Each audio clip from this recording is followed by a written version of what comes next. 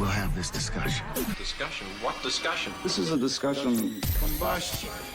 Coming to you from Denver, Colorado, this is Discussion Combustion Podcast with your hosts, Kevin Batstone and Arthur Raw. Thermostat's broken, right? He runs hot. I like the heat. The cold makes me angry. You know, I don't really like the cold weather. And I'll tell you this, man. Have you seen the forecast for Friday? Is it like apocalyptically hot? Snow, really? It's going to be full-on snow. Cold. We're going from 87 degrees tomorrow right into 40 degrees on Friday. I'm cool with that. I mean... Although, like, I'm with you. Wintertime it's my least favorite season, even though I live in this state. Born and raised in this state. Maybe that's why it's my least favorite. It's just because I've had too much of it. Yeah. Or, for me, like, it just leaches all the color out of the world. It really does. It does. Like, it gets very brown during the winters in Colorado. But one thing I've come to appreciate about that is, like, now that spring has come, like, it's so green and flush. Yeah. But, like, it's interesting because you think about it, but even, like, the dried, brown, arid winter is still holds beauty. Because it's different. Like, you get to experience these different seasons, and you actually get to, like, go through and like, see them all. And I guess that's an area where I found appreciation with it this season, particularly, because normally I'm like, yeah, the winters, they're whack or whatever. Sure. But now that I'm 35 and I'm growing older, I've realized that even the winters have beauty. Recalibrate the way you look at things, right? Sure. I mean, I'm not a big winter guy. I grew up in New England, right? So I'm used to the cold winters, heavy snow, but we had seasons there. You know, when you got into March, you knew that the end is in sight, right? We're starting to melt a little bit. Whereas here, it's like, this is what I've always told people, and they argue me on it. We go from like winter to summer here, and we're about to experience that again this weekend. 87 to snow. I mean, I know it's not going to take, but flowers are going to get fucked up. People's plants that they put in, right? So I don't know. Colorado's wild, and I always remember your mom told me, she's like, Mother's Day is the cutoff. Like, if you make it to Mother's Day, there's no snow after that. Well, here we go. It's almost Memorial Day, and we're about to get wild. I mean, I feel like the entire planet has kind of been like in a lurch for the last couple of years anyway. So it's like, wait, is it snow? Like, I just picture, like, winter is, like, chilling on a couch somewhere, watching TV, and then fall comes in and it's like, dude, hey, come on.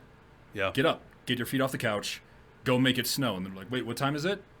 Like, January? Okay, let's go do that. I also think, too, what you said about, like, being perspective and, like, just being grateful. Like, I have friends that... So I was born and raised in Colorado. Amen to that. Right? We don't get too many locals sitting in the seat of crowd, because I'm a local. I'm a native, born bred. Yeah. Is that the right way to say it? Born bred? You got that native Born blood. and bred? Born and bred? A native Maybe. Colorado blood. So if I wanted to, I could put the bumper sticker on my car to loudly proclaim. But yeah. Anyway, and so I've lived here my whole life, and it's like the grass is always greener, really, to an extent, because I have so many friends that don't live here. And, you know, I can be like, yeah, it's snowing in the mountains and it's gray and things like that. And then I'll hear something from them along the lines of, like, you have mountains? Or I would kill to be able to live in Colorado during the wintertime. And so... Because people like to ski and stuff, and, like, okay, I was never a big skier, snowboarder, or anything, and I'm a native. And I don't feel like... Are you? I used to be when I was a kid, maybe. Okay. Really? Yeah, I remember... So I've always been a skater, like... skateboarding. I've been doing that for a long time. Not so much now that I'm getting older. So, funny story, I'm actually older than you. Oh. By 2 years. No way. 37. I don't look like I'm 37. You look great, man. I look like I'm 27. You do look great. Thank you. I exfoliate. Okay. No, I'm kidding. I don't. Probably not. I don't do that shit either. I don't even know what that means. But how are you keeping the grays away, though? Like, that's... Coffee. Coffee keeps the... It's like... Does it really? Well, the amount I drink, it probably is like preserving me like an amber, or it just freezes me. No, so I've always looked way younger than I actually am. So when my grandfather passed away, I remember my dad and I were cleaning out his house to kind of put it on the market, and we were going through his stuff, and I found a picture of him, and I'm trying to remember it correctly, but it was like, you know, looking so classy, and in my head, every picture of people in like the 40s and 50s, he looked like a movie star, right? Yeah. So he's walking down, maybe downtown Denver or something. He's like a cane and a suit on and maybe like a bowler hat or something. I don't remember. And I saw that picture. I'm like, man, he looks so classy.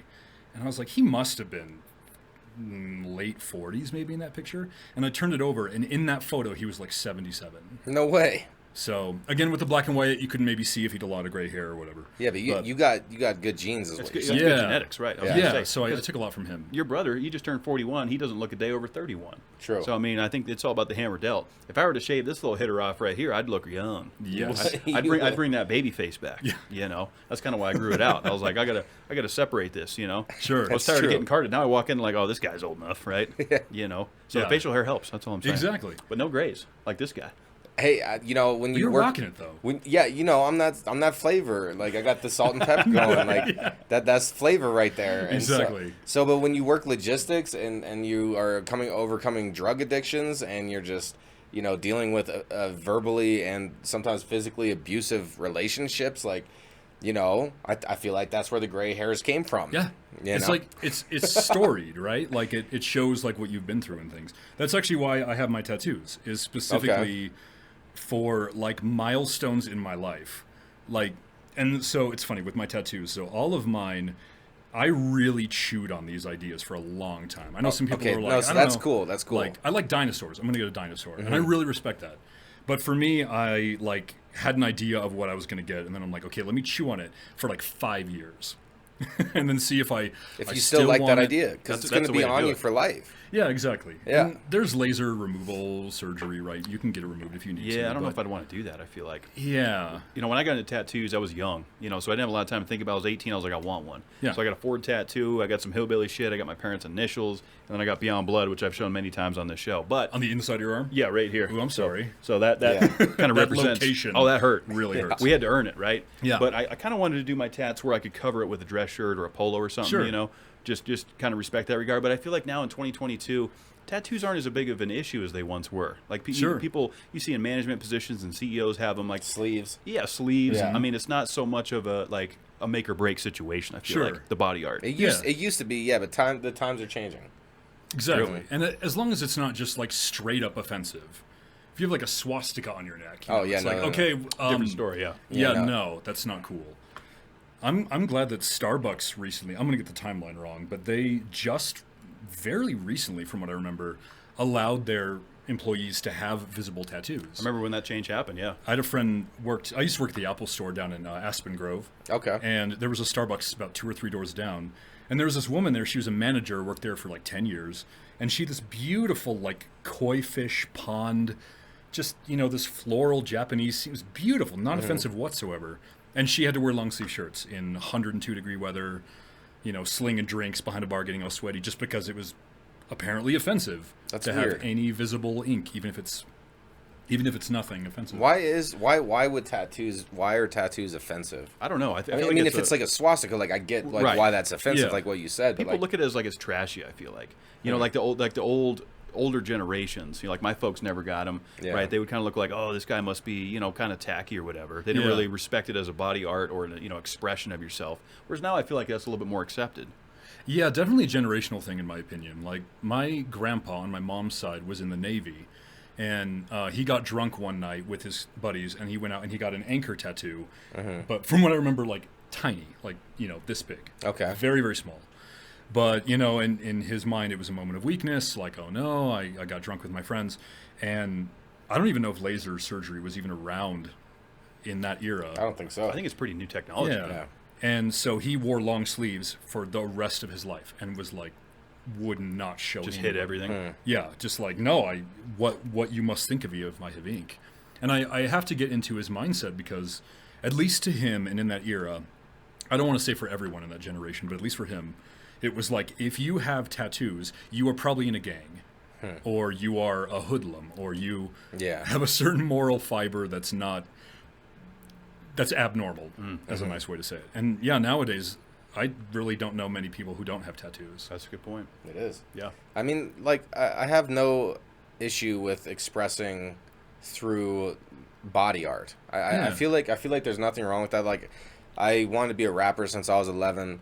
I still freestyle almost daily in my car. Nice. I've recorded 90 songs, but regardless, like I put this fat ass mic on my chest and it says MC underneath it and it says family in the mic because family is the most important thing, and like that means something to me. So going back to your point of how you would put all this time and thought into your tattoos, I think that's extremely beneficial for, carrying this piece of art for the rest of your life. Yeah. Because then, like, if for 2 or 3 years you've been mulling it over, you still want it, then you're probably still going to want it after you've had it.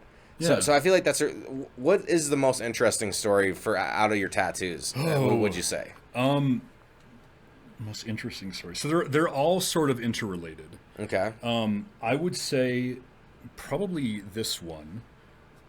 I want to make sure to get on And camera. you could see it there. Mm-hmm. So probably this one, and then there's quite a lot of backstory. What does it say in there? So this arm. So I went to Denver Seminary. Okay. And I got 2 master's degrees. It's like a theological graduate school, and I'm kind of a Bible nerd, and so I found these translations. These are from what's called the Latin Vulgate Bible.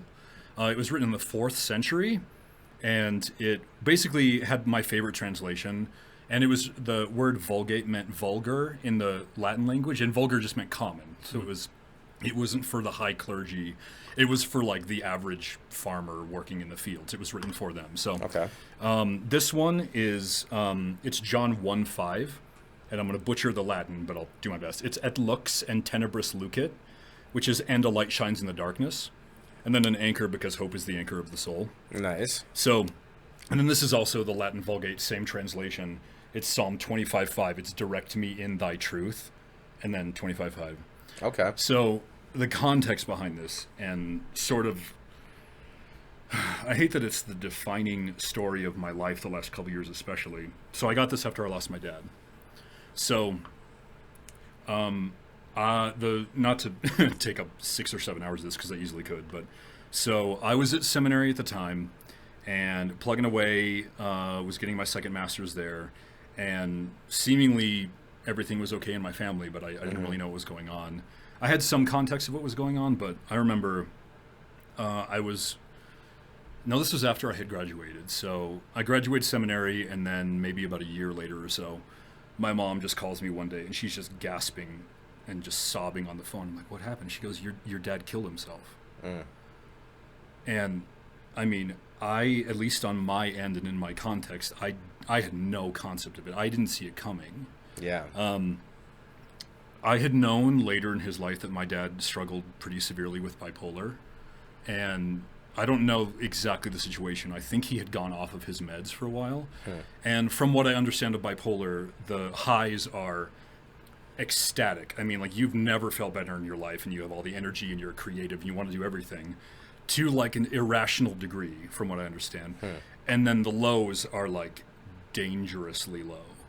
And he had also struggled with alcohol his whole life. And I think he was dabbling with other hard drugs too.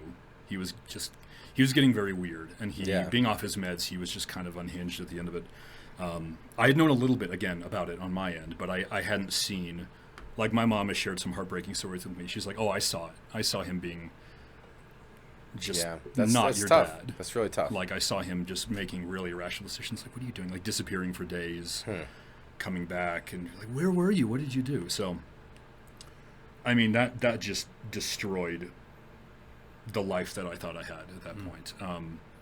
So I don't know how I did it. I ended up like piling in my car and driving up to my mom's house. I don't know how I didn't get in a car accident. I was like between sobbing and just shaking and just like, I kept gently slapping myself to be like, this is a nightmare. Like, wake up. Like, this is a joke, or like this can't be real. This can't be real. And so, I go to my mom's house, and they had to call the police because they had to make sure that it wasn't foul play. Okay. So the police were there, and I don't even fully remember that day, but I remember just friends and family there as best we could, just holding each other and just sobbing. And then I went home, and I remember very clearly I collapsed against the foot of my bed and was just sobbing like I'd never cried before. And I physically felt God holding me. Like, I physically felt an arm holding me and like pressing against me and like holding me against my bed. And it was like the worst day of my life, and it's probably one of the moments I felt God the strongest in my life, in the same moment. Well, as it should be, though, right? Like, isn't that, like, when you need it the most? Yeah. Like, but that's the thing, is like, you don't know when, But I mean, that's a crazy story, man. I mean, yeah. how old were you when all that went down? I was 5 years ago at this point. So I was 32. Okay. And so, yeah, it was just brutal. And I mentioned in the elevator before we started this thing that I'm a verbal processor. So thank God I have amazing people in my life. Like I have a counselor, I have a spiritual director, I have friends. I was not alone in this. That I have an amazing counselor, and I basically, went to his office.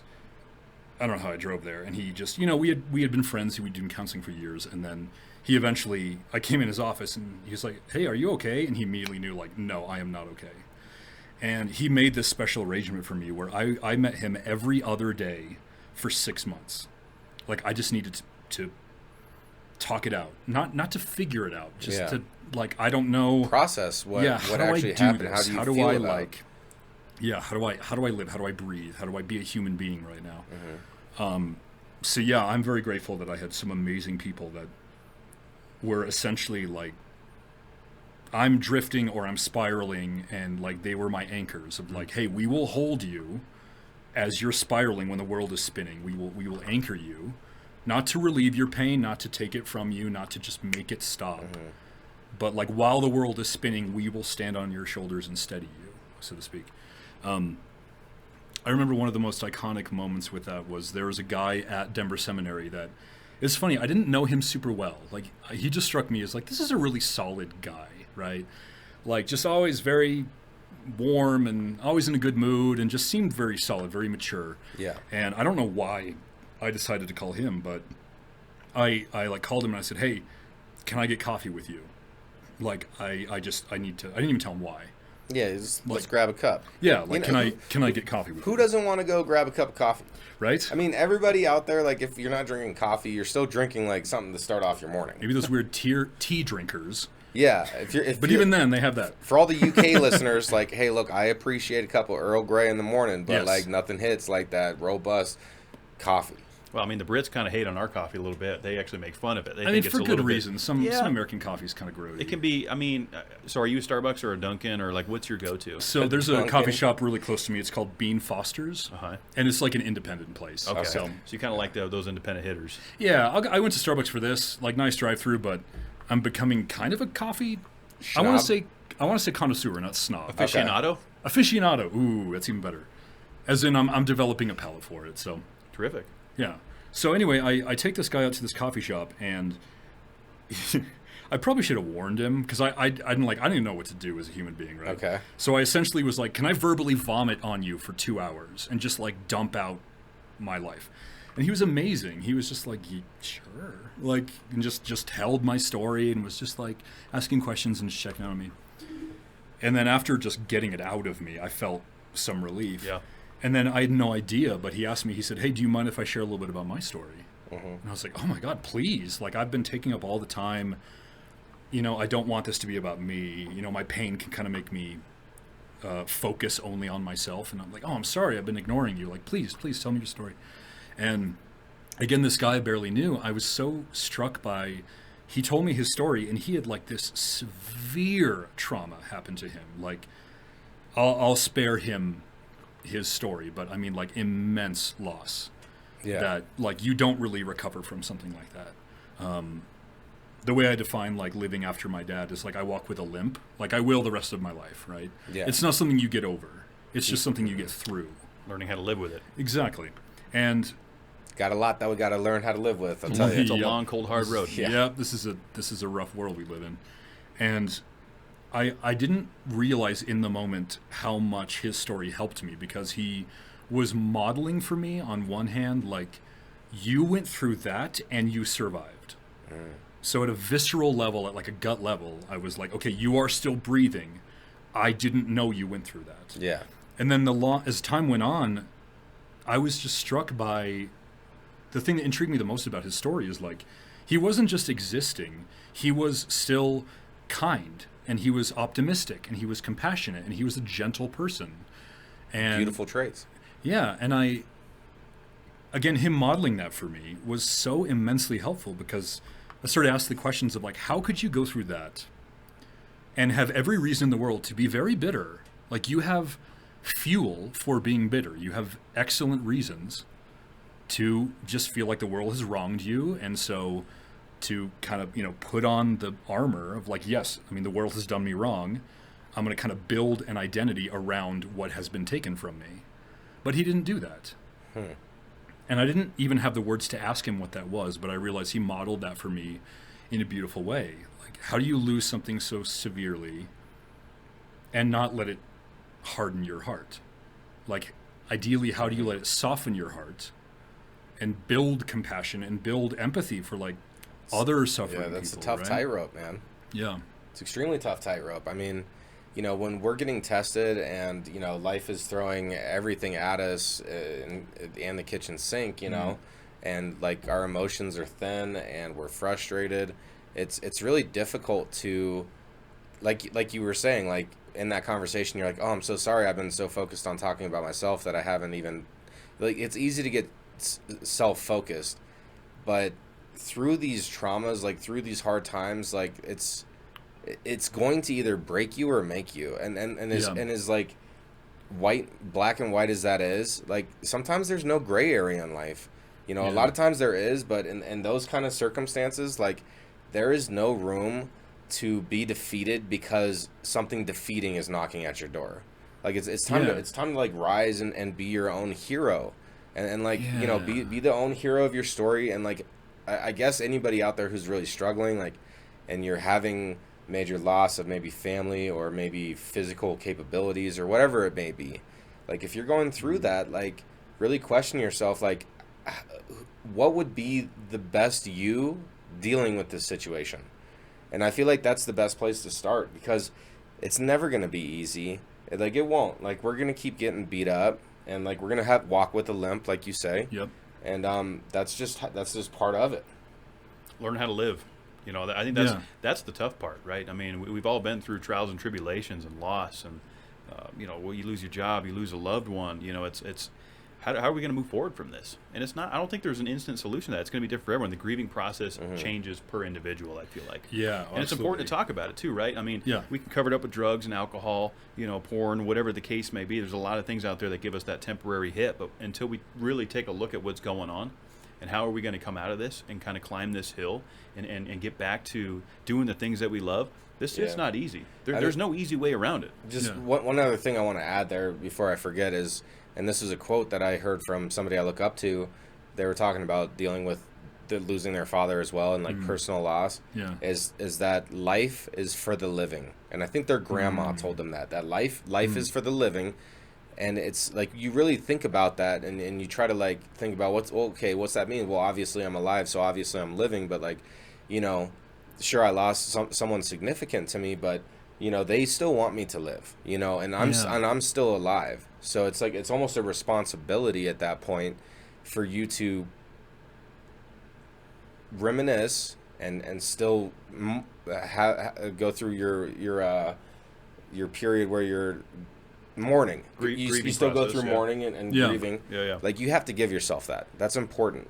But once you've gotten through that, like it's time to like start living again, because like you can't die when somebody else dies, or else then like there's that whole quote, that quote, life is for the living. It has a lot of layers to it, but I feel like it means a lot. It means a lot.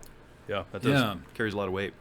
And then I mean, I'm certain you've mentioned it on this podcast too, but even just the idea of grieving is so incredibly personal. And, Hollywood and movies and, seeing popular depictions of like, this is what grief looks like. I had kind of a rude awakening myself where the joke I make is I'm a recovering perfectionist, where I, can kind of see of like, well, there is a correct way to live life. And if you really get down to the grounds of it, it's like, well, how many wrong ways is there to live life? Like, I mean, endless. If there's one correct way, then, and I'm trying to live away from that. I'm trying to live more holistically apart from that. But I remember I was in that so strongly. And, when you're in trauma, when you're in stress like that, I am not at my best. I mean, nobody is, right? No one is thinking rationally. No one is like, hang on a minute. let me observe my actions and see if this is wise. No. You're in survival, fight or flight. You are trying to... I was trying to figure out how to walk. Yeah. Let alone, like, be a human being. So I remember the first couple sessions with my counselor just breaking down of like, oh my God, I lost my dad. I don't know what to do. And then I remember very, very clearly, maybe halfway through the session or so, I just got really serious and I started staring at the wall, like with a furrowed brow, right?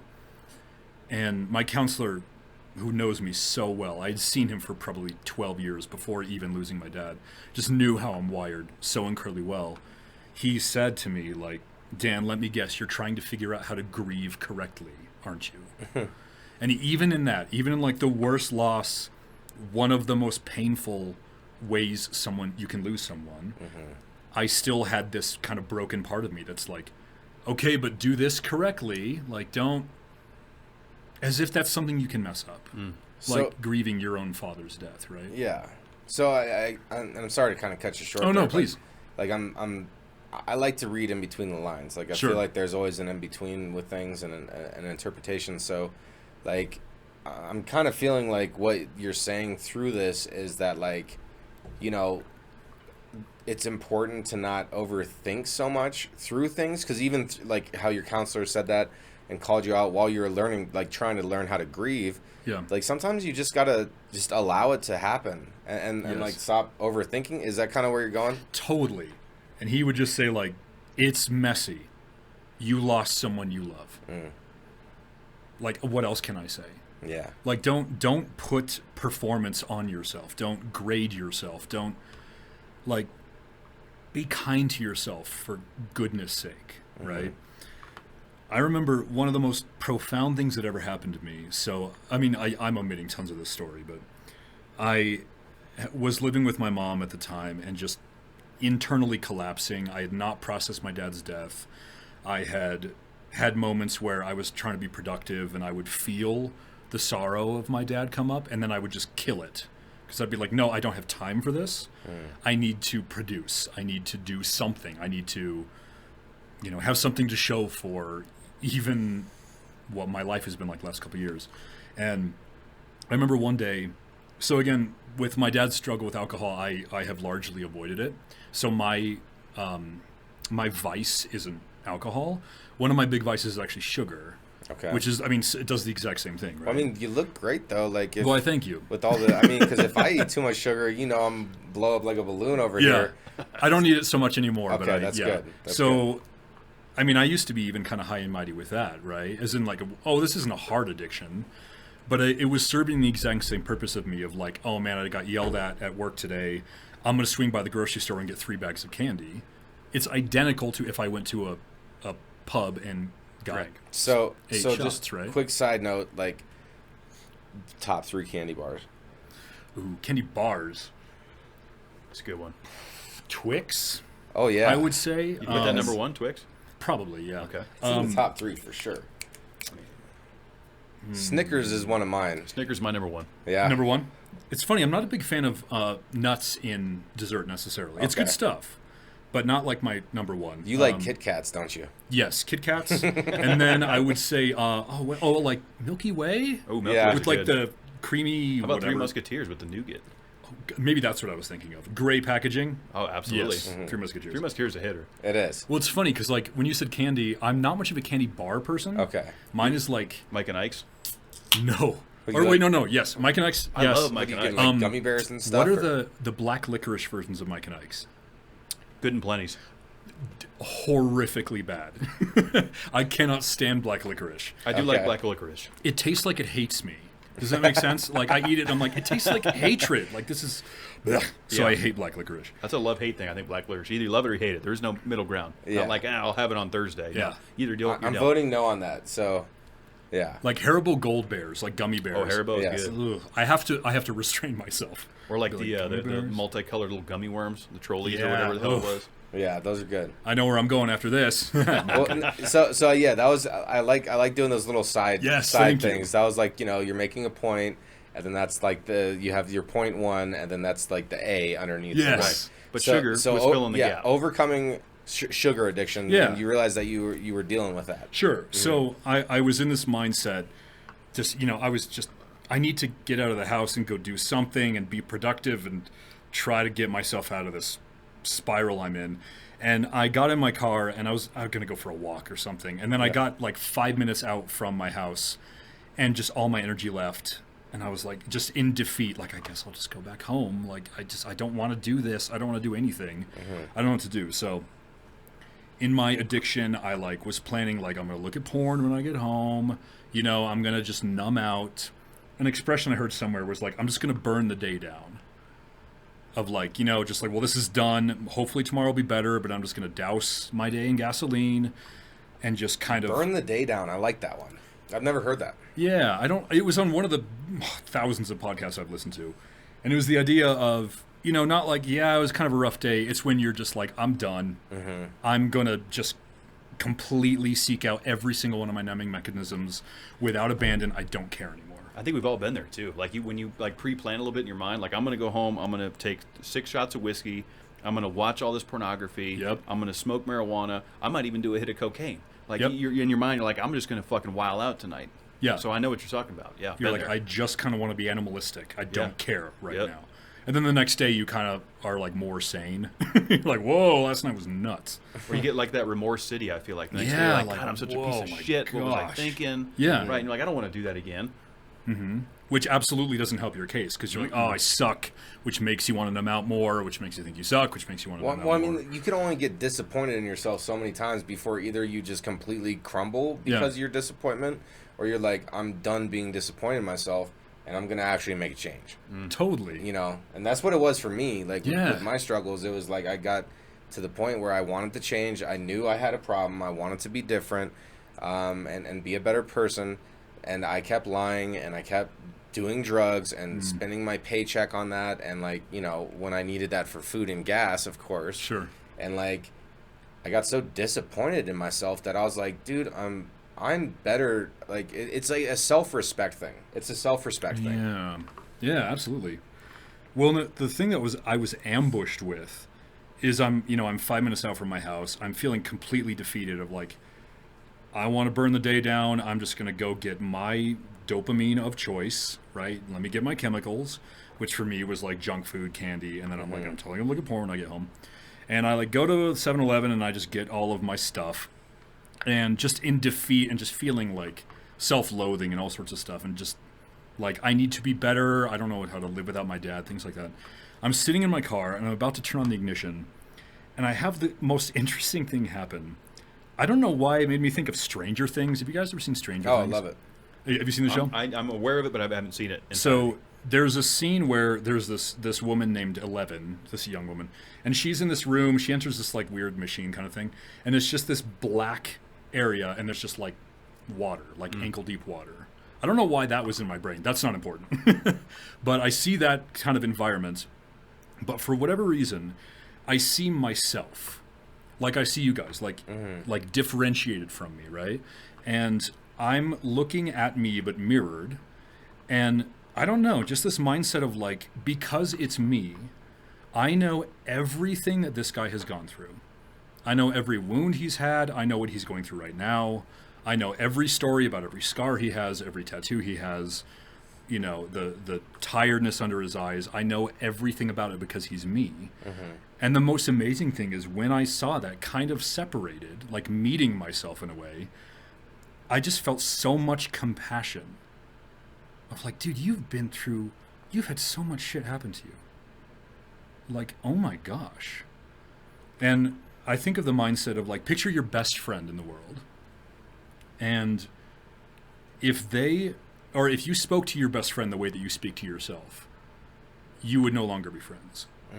Or if your friend came to you and say like, hey, reverse the roles, right? Like, hey man, I lost my dad to suicide and I'm trying to figure out how to be human again. And all I'm doing is just numbing out and just feeding my addictions. And I'm just stewing and I don't know how to get better. And I was trying to go out to get some sun or go for a walk or exercise or something. And all I did was get my addictions and then just in defeat come back home. Would any part of you and your best friend be like, that's pathetic, man? Like, be better. Yeah. No, if it's your best friend, ideally, I don't want to speak for everybody, but they'd be like, dude, I'm so sorry that you're hurting so much. So I almost felt that for myself, and it was profound. I still acted out. I still looked at porn. I still numbed out with junk food or whatever. But okay, so you told us next to the fountains, though, it's been 9 months, and you mentioned you had an issue with porn addiction. For about 20 years. Which so many people struggle with that. Yeah. Like, and it's hidden. Like, not there. a lot of people bring it up. Yeah. It's a dark arts. You've been off for 9 months, so I just, kudos. Keep up the good Thank fight, you. man. Because that fight is a daily fight, and it's only for you. And that's one of the things is, like, when you're trying to really overcome things, and pardon if I'm getting emotional right now, but, like, if you're overcoming things and you're, like, tasked with a difficult thing to overcome, like, that's something that, like, you look, like how you mentioned you looked at yourself, like you could see yourself looking at yourself and, like, giving yourself a break. And I guess that's the point that I wanted to kind of talk about was just, it's really easy to be hard on ourselves all the time. Yeah. Like, it's so easy to do that. And but it's easy also to forget about all the things that we've accomplished. And so, like, instead of just moving forward from, because I'm sure even while you were struggling through all those things, like, you were still accomplishing things along the way that meant something to you, milestones. Yeah. And so it's like, give yourself a pat on the back. Like, if you're accomplishing things, even though if it's a small thing, like, I turned on my turn signal 100 feet before that turn, spot on driving, Arthur. Or, like, I backed into that spot perfect. Or, like, you wake up and you don't look at your phone immediately. Or something, like, just start counting all the little wins in the day. Little victories, Yeah. Little wins, little victories, because we're all going to be faced with big difficulties. And all those little wins and little victories do add up and help build that resilience of, like, you know what, like, I got this. Yeah. Right? Yeah. It's all about where you're going to put your focus, right?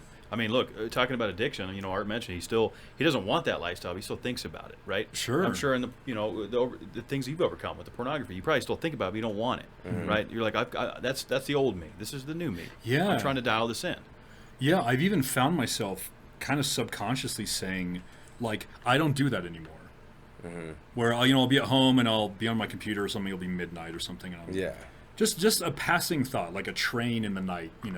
Not this big, like, okay, let me just white knuckle and, like, okay, oh my gosh, like, let me take a cold shower. Let me, thank God for me. It's gotten to the point that it's like, hey, you could look at porn. I'm like, yeah, or I could not look at porn. Yeah. And it doesn't, like, the teeth got taken out of it is what I say. But yeah, it's like, I don't do that anymore. I found myself saying that. I'm like, yeah, I'm like, do you want to look at porn? No, I don't do that anymore. Yeah, I've moved past that in my life. I feel like that's so important, too, because, like, we carry everything with us until we die. Like, as long as your brain's firing like it should, like, you're going to remember everything. You're going to remember all the scars, all the bad times, all the good times. Sure. But, like, to relate with what you're saying, like, I don't do that anymore. Like, particularly with opiates, for me, like, having money to put in my gas tank and always buy groceries. Like, I go out right now and buy a very fancy dinner, and that feeling to me, that freedom to be able to just do that if I wanted to, like, that feels so good. Because for over a decade, I was so tight on all my bills, and, like I didn't know how I was going to make it. How am I going to pay rent this month? And, like, shit, I'm still going to spend $200 on pills, though, while I'm struggling on rent. And so it's like, I look at it like that. Like, I knew who I was, and that person was still real, and I've reflected and learned from that person, and I've grown from that person, but I'm also not that same person anymore. Yeah. And so I completely relate to what you're saying as far as, like, I don't do that anymore. Or, like, that's something I used to do, but, like, that's not me anymore. Yeah. Did you find yourself, when you were, like, neck deep in your opiate addiction, did you find that you were saying things like, this is not what I want? Because we can feel that, I would struggle, man. Yeah. I would be driving to the hook. So I would be texting up my hook, like, hey, are you available? Is that the guy that supplies yeah, you? my drug dealer. Yeah. And I would be like, this is wrong as I'm texting it. And then my ex-girlfriend, I didn't have a car at the time because, of course, it got repoed. And so, like, I would be taking her car to go get the drugs. And the whole time I'd be like, this is wrong. And that's living with disappointment. Like, how much do you want to disappoint yourself today? And, like, I don't disappoint myself any days anymore because I'm doing the right things, even if I don't want to do the right thing But you just do it, and then at the end of the day, if you really stick to your guns and you do the right thing for the right reason, even if it's the hard thing to do, and you just do it anyway, like when you go to sleep that night, like that pillow is a little more comfortable. Like you sleep a little bit more peacefully that night. Yeah. You know, because that's the battle, and it's a daily battle, and everybody struggles with something, whether it's porn, whether it's pills, whether it's fucking alcohol, whether it's whatever it is, working out too much, fucking getting like your body fixed up, or whatever it is. Yeah, social media, all of it. I mean, there's so many addictions across the board for sure. It's a matter of being aware of it, right? That's always step one. If you want to make a change, whether that's getting off the opiates, getting off pornography, for me, kind of dialing in my anger a little bit, it's making that conscious decision that I don't, like you said, what I'm doing is wrong. You make that conscious decision. What is happening right now is not where I want to be. Yeah. But we're still going to justify it in some way or another when you're in that addictive mindset, right? Like, well, I'll just get through tonight, and then tomorrow's a new day. There's still that positive hit there, but we're not quite there yet of making that full commitment to it. So, I mean, I have a lot of admiration for you putting that down for 9 months. I think that's fantastic. Thank you. Yeah, it's not it easy. was with help. Of I course. did not just grit my teeth and do it myself. Yeah. We all need and that's help. okay. We need help, man. Yeah. Like we talk about friends and family make you the richest man. People are going to lift you up when people are trying to pull you down to the floor to stand taller. I mean, there's just so many things coming at us at so many different angles. Yeah. So fast. It's we're in control. We're in the driver's seat, right? Yeah. We're not a manager of our life. We're a creator of our life. Yeah. And I know when I was deep in my addictions, I would, just being the king of justification, I would tell myself, like, well, I deserve this. I had a really hard day.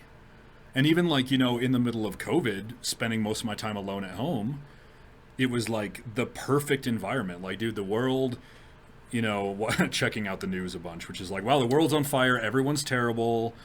There's nothing redeeming going on the planet. There's, politicians are being corrupted all over the place, and people are dying of COVID, like, whatever. And just, like, of course I'm going to look at porn. Why would I not? Like, this is the perfect environment for it. So it's crazy that, like, it was in that environment that I started to get free from it. But again, I want to emphasize, it wasn't like Dan just gritted his teeth and, like, man, he just has immense self-discipline. No, I wish I could be that disciplined. Like, no. Yeah. I had hundreds of hands lifting me up as I'm doing A it. rising tide lifts all boats. Yeah. Yeah, I mean, like, I had a large network of friends that I trusted and loved that held me accountable and, helped me continue on the path. Because, like, that's one of the hardest parts is the initial, like, telling the people that you care about the most, like, hey, I'm really struggling with this. Yeah. And that's one of the most difficult parts, but you know what? It isn't, because you're usually going to be received with open arms. And Sure. And if you're being vulnerable and bringing that kind of stuff up, like, more than likely, people will want to rise to the occasion to see you succeed. And so, like, it's good to have that network of people that you trust and can hold you accountable for what you want to do. Yeah. Because sometimes we can't just walk to the finish lines ourselves. Like, it's very difficult to, change the way you've been. Like, so one thing I need to touch on now that I'm talking about this, I just thought about it, is if you're trying to make a big change in your life and you're trying to do something big, different, right?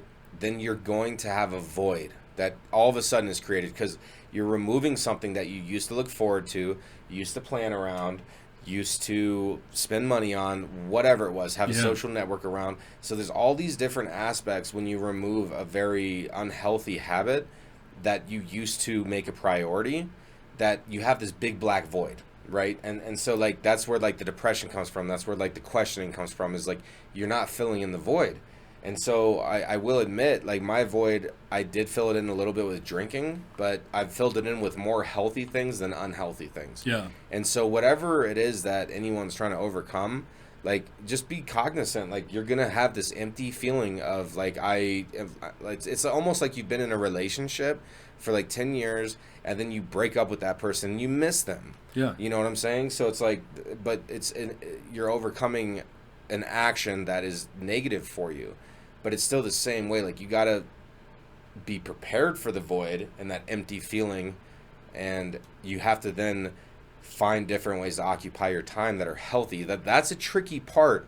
Is that in between where you're doing the right things, but you're feeling the emptiness and feeling gray, but you're still trying to, like, be a better person, and that's when you have to fill in the void. Yeah, and I would venture to say, at least in my experience, that a lie can get in there that like that void will never be filled.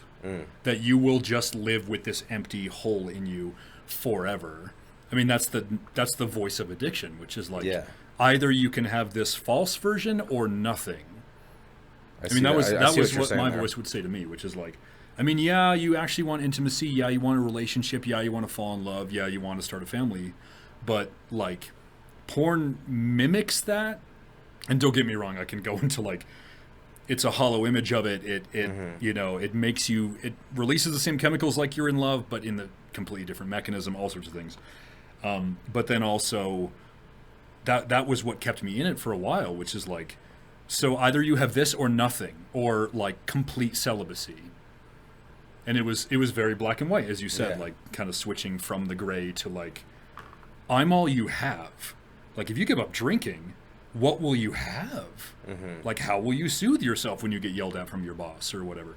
And it's only after me, like, kind of watching this in real time, being free from porn and masturbation for like 9 months. It takes time. Yeah, I'm watching like my own brain chemistry, and like I hope this doesn't feel like bragging, but like I've found that I would just walk down the street and I'll see this beautiful woman, and I will not just like eroticize it. I'll be like, wow, she's really beautiful.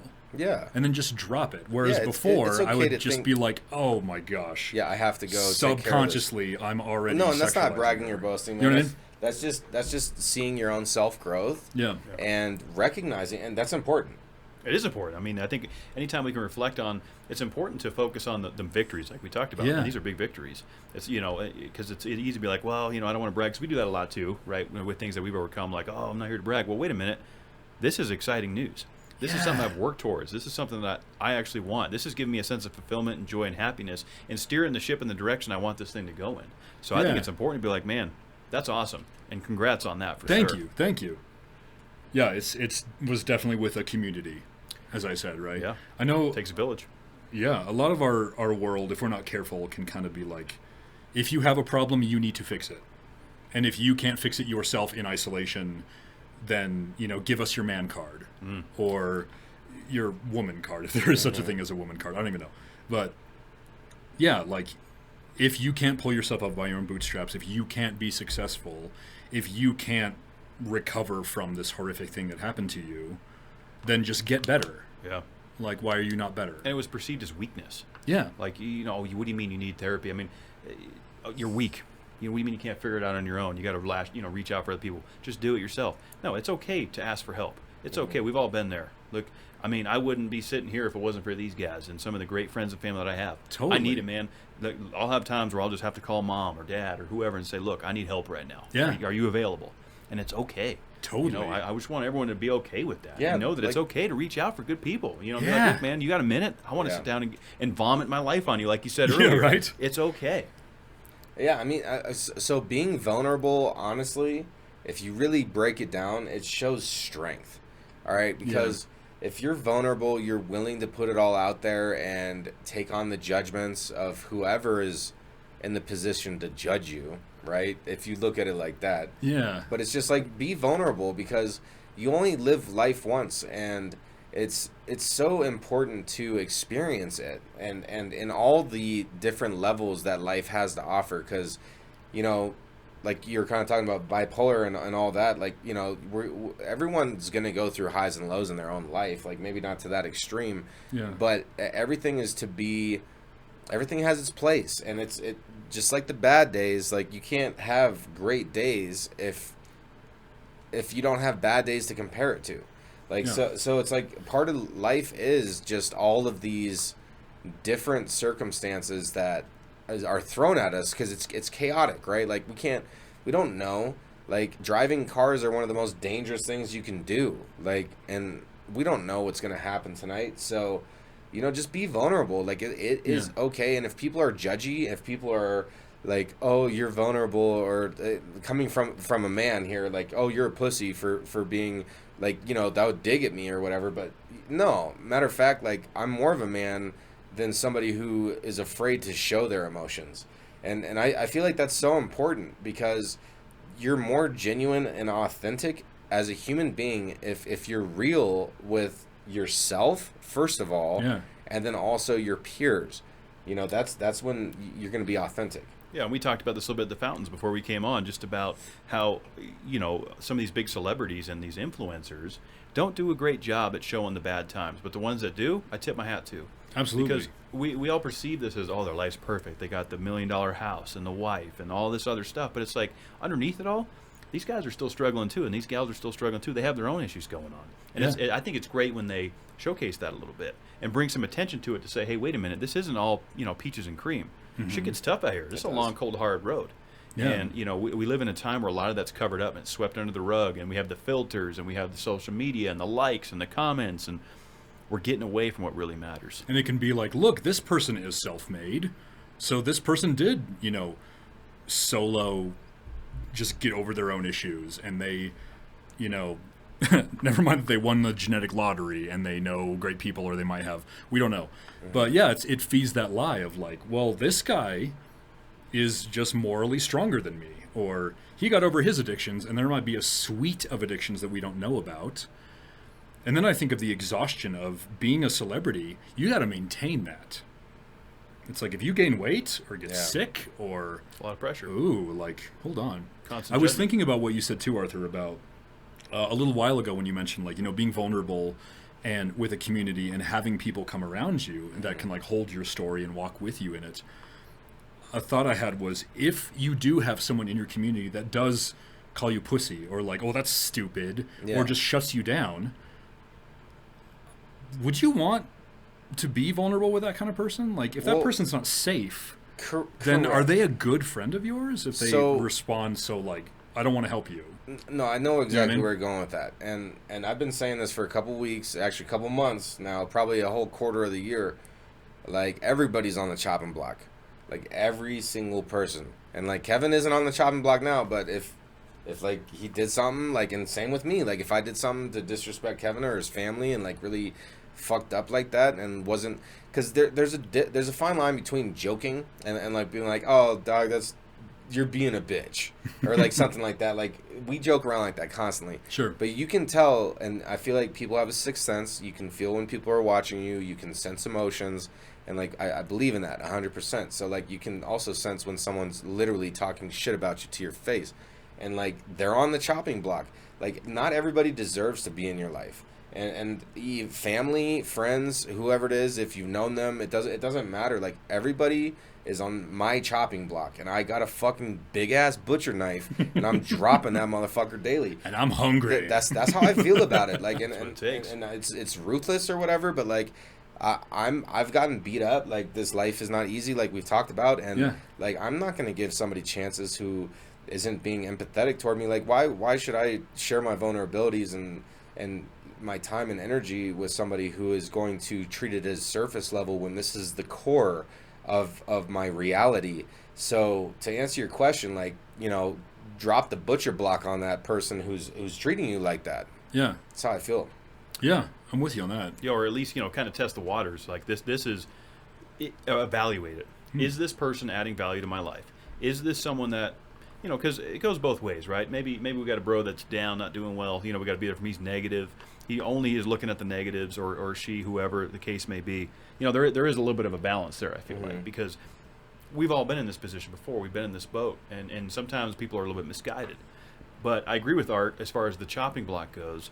If this individual or this group or whatever it is not adding value to my life, and this is bringing me down, whatever that is, then it needs to be alienated, right? Because we have a goal as individuals, right? We're chasing something. The ultimate goal in life is happiness. And anything that's going to stand in the way of that is subject to be eliminated. And that could mean family members, girlfriends, wives, whatever the case may be. Sleep, whatever it is, it's all subject to be eliminated. Yeah. To really achieve what we want out of this life. You know what I'm saying, Dan? Along those lines too, I think of like that internal voice, the bullying voice, whatever you want to call it, that is like, oh, you're a failure. Like, you're self-talking down to yourself. Kind of as I said, would you speak to your best friend that way? I remember a couple months ago, my counselor was like, hey, so this voice is like criticizing you, or like you're not doing enough, or, for me it was, you need to grieve your dad's suicide correctly. Don't make sure you don't do it wrong or whatever.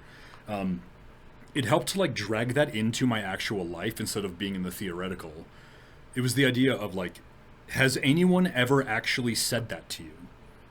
Like, did like your coworker or your boss or a friend of yours just sit down with you over coffee or whatever and straight up be like, you need to stop sucking, you're terrible, get better, most people are over losing their dad by this point, and just, you know, says the things that your accuser or your bully voice in your head says to you. And it was really helpful to be like, no. Actually, the people, as you said, that I've chosen to have in my inner circle, all they do is like, dude, I'm so sorry. How are you today? Yeah. I like, mean, how can I help you? But at what how can point I are you like you sick of hearing that shit too? Because it's like, you know, I don't need a pity party. Like, I just need people to understand me and that I hurt, you know? Like, there's like a fine line between, even with the help.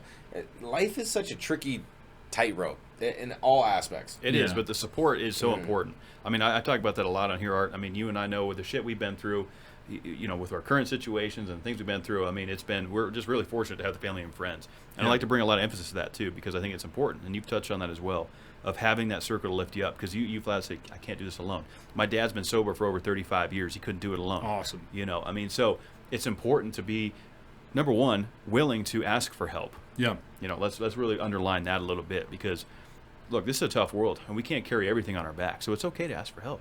You know, it's just that's just the world we live in now. There's no judgments there. This doesn't make you a weak individual. In fact, I think it shows a lot of strength to say, I'm trying to better myself. I want to make a change here. I'm going through a tough thing. You lost your father. I haven't experienced that, and you know, I don't look forward to that day. That's going to be a tough time. Sure. And everyone's going to handle grief and loss and mourning differently, and it's tough to sit back and judge somebody on how they're going to handle that. Right? Yeah. Oh, well, he should be over it by now, or what? You know, why was he turning to drugs and alcohol? Everybody's got their own story to tell. Yeah. Right. And I just think it's okay for us to be honest about it, to ask for help, and don't be ashamed of the feelings that we experience. You know, there's so much judgment now that we live with that. Oh, what do you mean you feel this way? You need to push it down. Act like you have answers. That's bullshit, in my opinion. Yeah. To some level, I want to be like, do you suppress and push that down? How's that working out for you? Exactly. I mean, we all do a little bit, right? I mean, it's a natural instinct almost, and we've Yeah. been conditioned to. We've been conditioned to. I mean, Art talks about all the time, the modern man. I've done it. I've certainly, you know, pushed back the tears and, oh, I'm fine, I'm good to go. But it's okay to feel those feelings. And it's important for everyone else to feel that way, too. Don't worry about what your neighbor's going to think, or your friend, or, oh, I look like weak to this person. Fuck them. Exactly. Fuck that. That's how I feel. I love that you, outta but here. I get out of here. Yeah, right? Seriously. Chopping block. Yeah. Yeah, you're on the chopping block, bitch. Sorry. I'm like starting to get into it. I'm starting. To No, get you're a little good. I love it. rascally I love over it. here. Well, and even like, especially the last 2+ years on this planet have been psychotic. I've never lived through anything like this. Well, and I mean, like losing my dad too. So my timeline, that I'll admit a whole bunch, is like I lost my dad, completely fell apart, lived with my mom for a while, was over in Hawaii for a while, was just self-destructing, falling apart, trying to figure out how to be human again. And then I pulled some money from my savings and I ended up getting an apartment. And 24 hours after I moved into my apartment to like, okay, here we go. Now I can get my feet underneath me. COVID happens. So like back to back for me was, again, it's a very long story of like losing my dad, the death of a dream or what I thought was a dream, and then a global pandemic. So just like, I don't know, just several of the biggest world shattering events just like lined up all together. And I really, I mean, this is my experience, but I really do feel like just this world, whether you've had COVID or not, is like, it's been a global trauma.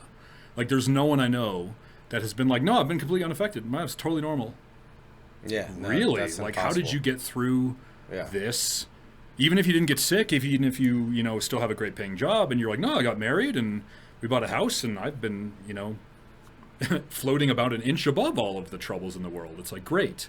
But you were affected, or someone you know was affected, or something. And I've never lived through an event that has been global like this, right? Like, you'll hear something like that happened in the UK. It was like a bombing in the UK, or, you know, in India something happens. And at least in myself, I find it's easy to be like, oh, that's unfortunate, but that's way over there. So, like, at least it's not me. At least it's not my life. And, like, there is no one on the planet right now that can say that. It's like, yeah, like global pandemic, what? Never even heard of it. Didn't affect me. Okay, wait. There might be that one remote island tribe Yes. that is still out there. Yes. No human contact. Totally. All right. Well, I mean, Good point. according to North Korea, there's been absolutely no instances of Oh. COVID in that country. So, I hear that's changing now, yeah, I mean, unfortunately. who knows? The media that comes out of there is questionable. The media that comes out anywhere is questionable, Dan. I don't trust not one lick of it. Right? I don't blame you. That's another topic. We won't go into that. But I'm just saying, people need to educate themselves and do what's right for them. Yeah, yeah. But it comes back to that just common, like, no one I know right now is like, I'm better than I've ever been.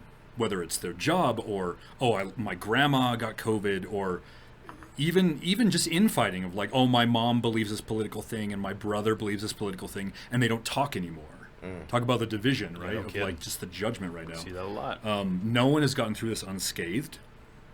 And that kind of goes back to what we talked about at first, is like, I don't know if I generated this in myself or, like, good moral character. I think it was, again, my community.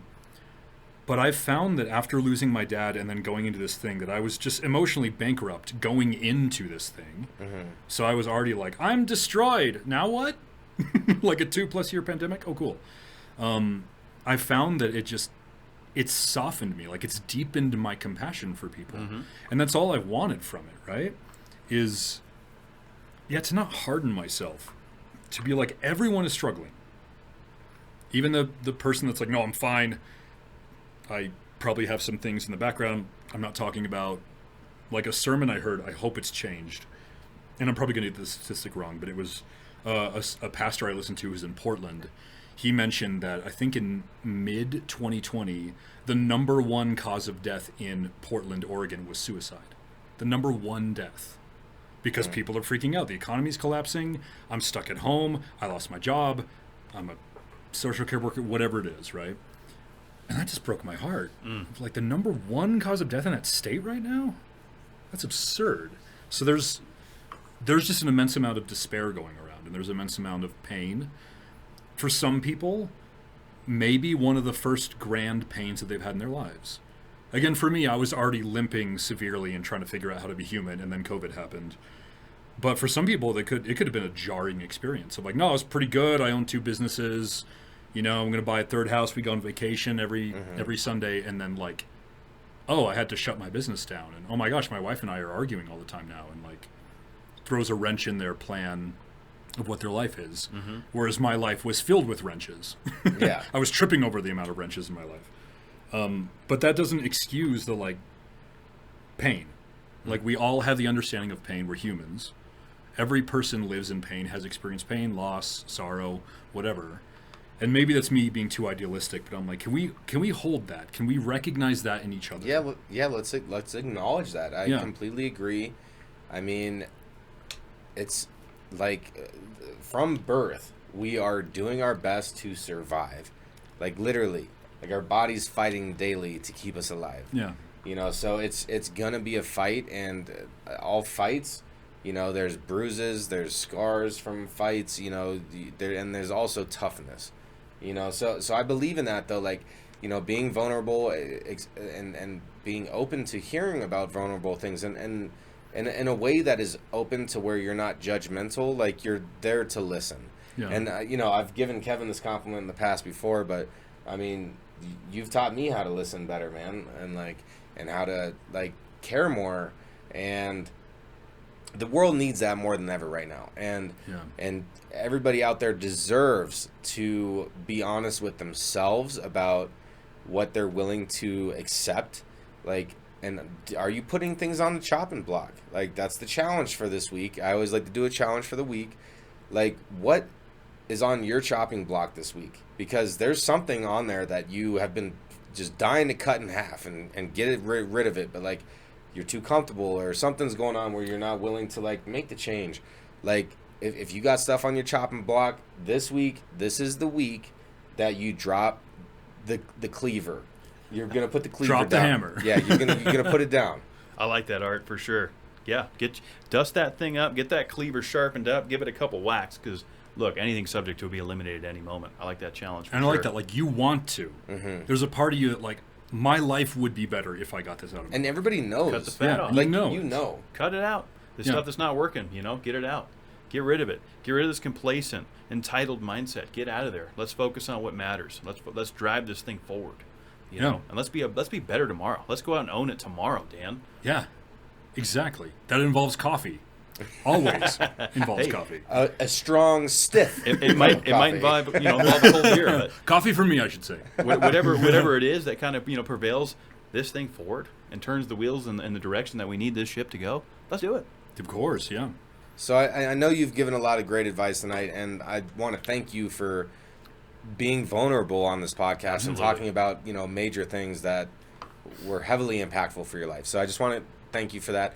But we do like to ask every single guest. Yeah. If you could give a piece of advice for humanity, and I know you've given a lot tonight, but one specific piece of advice so everybody could be better tomorrow. Let's say everybody on the entire globe could hear this message. What would that message be? Donate to my Patreon. No, I'm kidding. I don't even have a Patreon. I'm lying. No, I mean, kind of, as I said, I'm a verbal processor, so I think by talking, if that's not abundantly obvious. Really just, I would say, just keep in mind that everyone is fighting a battle you can't see. Everyone. I don't care what age. I don't care how well put together they are. I don't care how mean they are. Like there's a book in, I audited a bunch of classes when I was in seminary, and there was some book that, maybe you read it there, or I saw it on Bookshelf, I don't remember, but it was called Hurt People, Hurt People. Mm-hmm. And that just really struck me. It doesn't forgive it.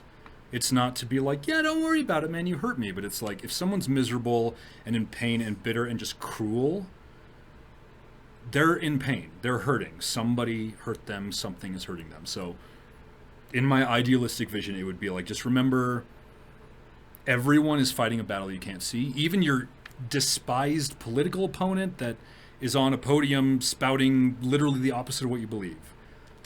Try to understand, like, we're all human, and we're all fighting battles that we can't see. That's where I would land, I would say. Great advice. Solid. That's really good advice for sure. Just being aware, just kind of, like you were mentioning, we came off of a global pandemic. Everyone's getting back to being a little bit more live action. We're starting to get back to having, face-to-face interactions where a lot of people were used to being keyboard warriors and having arguments over social media. And now that we're back out, in the field again and being live action, people are being tested a little bit with their social abilities. Sure. And, I think that's solid advice for sure. Just being conscious of what people are dealing with, and maybe just, give a care, Yeah. Just give a care. And just a little piece of that, one great piece of advice that my mama gave me growing up was, son, don't take people's opinions personally. They're probably projecting. And so that ties in exactly with what you're saying, like as far as people who are upset, hurt people. And if you realize that and you truly understand, this person is a nuisance on my day, they're trying to put me down, they're projecting because their life sucks and they think my life's better than theirs. So it's like this certain approach, but I mean, yeah, like if someone's doing really well, they're not going to like pick a fight with you. Correct. That's a good point. Or maybe they just enjoy that. Maybe like, I'm doing great, I want to scream at somebody today. Yeah. But my guess would be, if someone's going off on a barista for making their drink wrong, that they're not having a very good time in their life, I would guess. I was also convicted, I'm terrible at this, but I have to kind of drag myself back to remembering this, is I judge people based on their behavior, but I judge myself based on my intentions.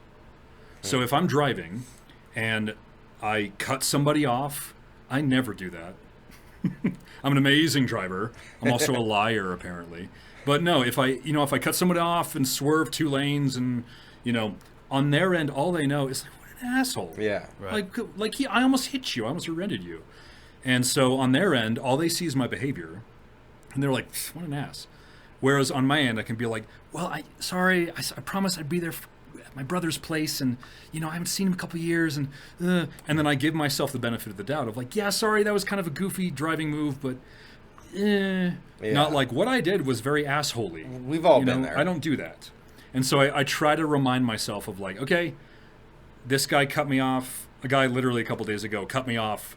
Got up next to me and like honked his horn, looked over and like flipped me off, like slowly, like, look at this. Yeah. Like, okay. He wanted you to know. Yeah, like, he's upset with me. He wanted to let me know that. I like the thumbs up, thumbs down policy. That would have been better. I clap usually. Yeah. I do Like the clap. not good.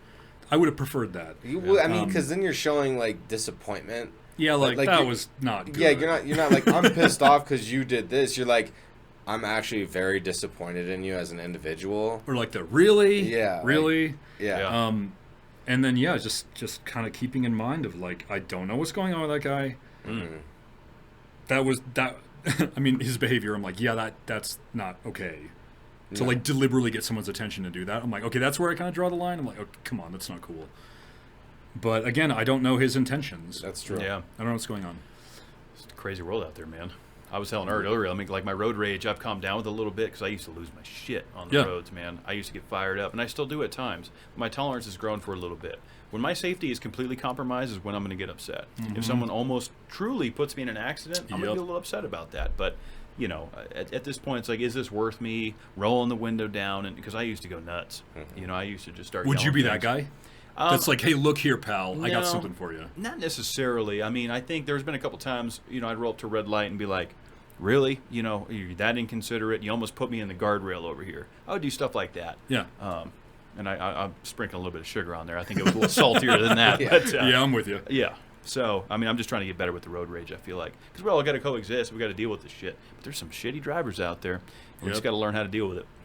Exactly. We got to do our best. That's all we can do, man. Yep. You know, you show up, you do your best, you try your best to get the job done. What I'm taking from this was an epic episode. Tremendous. But what I'm taking from this is that, like, look, we are stronger if we are vulnerable. Every single person is vulnerable to be on our personal chopping block, as in we only we know what our priorities should be, and only we can execute them, you know. And if you're going through difficult times, allow yourself the time to go through that, but then fill in the void with the right things, you know. Yeah. And seriously, like, who's on your chopping block right now? Like, it could be a job, it could be a habit that you have that you want to break. Like, what's on the chopping block this week? Let's think about that challenge. One thing that's on my chopping block this week is, and I'm really trying to think this through, man, is still alcoholism. Like, I've been struggling with that. Like, I've been trying for months to really just keep it down to a couple days out of the week. And I have slowed down. I have started taking days off, because there's like 3-4 months I was just drinking like 9 drinks a day for 4 months. And like, so that's what one thing that's on my chopping block, and my complacency with it. Like so that's mine. Only you know yours. Yeah, You know? Mine's disrespect. I'm tired of it. Get rid of that. Get that out of here. Show respect to the individuals that we love and care about, and to even just strangers. Start being respectful. Get that disrespect out of here. That's what's on my chopping block. Nice. What's on my chopping block? I need to chew on this one for a while. That's okay. I'll let you know. No, that's okay. But and same with the listeners. Think about it too. Yep. And it's all this stuff that we talk about is really just, this is life. I mean, this was a real ass episode, like some heavy topics, Juicy. but that's part of life. Life is not a light subject, you know. So please, listeners, be good to yourselves. You know you all deserve it. And I I'll tell can you promise you that it's worth it. I can say firsthand Yes. experience, it's worth it. It's definitely worth it. It's not going to happen overnight. It's going to be a slow burn, and that's Yep. okay. And I'll tell you this, Dan, this has been an absolute pleasure sitting down with you, man. I love Thank your you. energy. You do have that radio voice. I think that You do. that was fun to kind of interact with. Yeah, thanks. We like to do repeat guests, and we'd love to invite you back on the show 6 months to a year from now if you're Sure. interested. Yeah, let's do And it. check back in. Hey, man, this was a great session. Yeah, super fun. Absolutely.